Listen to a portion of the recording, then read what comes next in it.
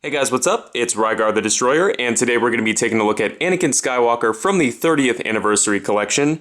Now this is a really cool figure, but before we take a closer look at it, let's go ahead and take a look at his packaging. Here it is, pretty standard for the 30th Anniversary Collection with this kind of strangely shaped card. One thing that I do want to point out though that I think is really funny is how they very obviously photoshopped Hayden Christensen's head onto this body.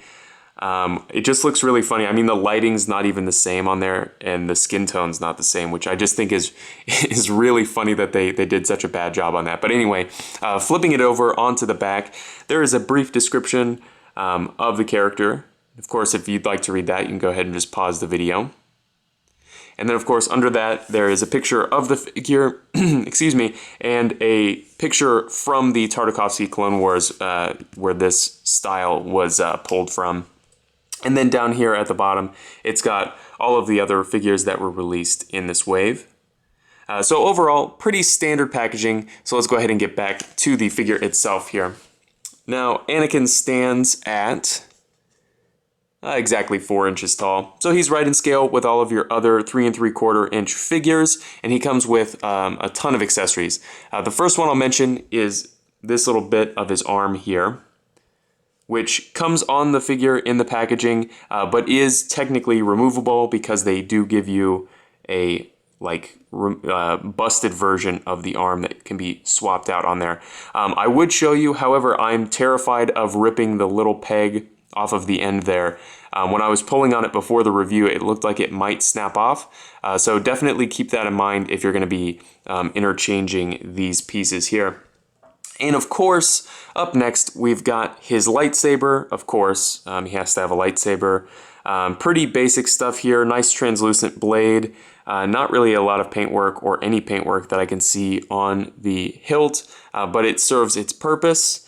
And then finally, one thing that the 30th Anniversary Collection is known for are the coins.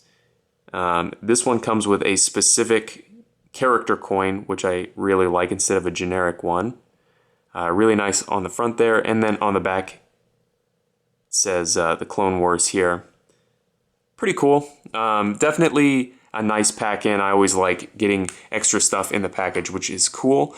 As far as articulation on this figure goes, it's not the greatest. It's really good in the areas that it has it, and we'll kind of talk about it here in a second. He's got a ball peg here in the head, nice range of motion, ball hinge shoulders that do swivel 360, again, excellent range, ball hinge elbows with a swivel, nice range again, but unfortunately no articulation here at the wrist. And on this side, of course, there's a swivel at the top of the robot arm. Then at the waist, he's got a swivel, which I don't mind, just so that they can keep the sculpt work on the torso more, I guess, consistent. So just hide the articulation there at the waist. I think that's fine. He's got swivel hips, excellent range there. Ball hinged knees, again, excellent range with the swivel, and then no articulation at the ankles. So he's almost perfect. I think if they had given him ankle articulation and wrist articulation, I would have zero complaints about this figure because, in my opinion, it looks absolutely fantastic.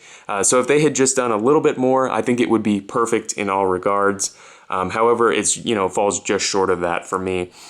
Still worth picking up though if you find it. I think that it looks really cool on a shelf. I really just like this design. I think from the original Clone Wars. So if you have any comments or questions, please leave them down in the comment section below, and I guess I'll see you later.